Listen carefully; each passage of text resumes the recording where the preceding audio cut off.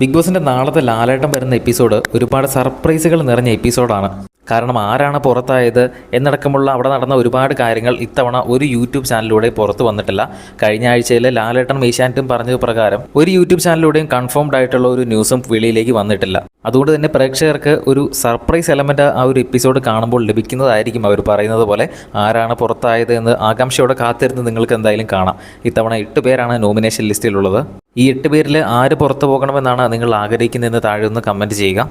Eviction മാത്രമല്ല, കഴിഞ്ഞ ആഴ്ചയിൽ വീട്ടിൽ നടന്ന പ്രധാനപ്പെട്ട കാര്യങ്ങൾ ലാലേട്ടൻ ചോദ്യം ചെയ്യുന്നതായിരിക്കും. പ്രധാനമായിട്ടും അനുമോളുടെ PR-നെ പറ്റി, അതായത് അനുമോൾ 16 ലക്ഷം രൂപയ്ക്ക് PR വർക്ക് ഏൽപ്പിച്ചിട്ടാണ് വന്നത് എന്ന് ബിന്നി നടത്തിയൊരു പരാമർശമുണ്ട്.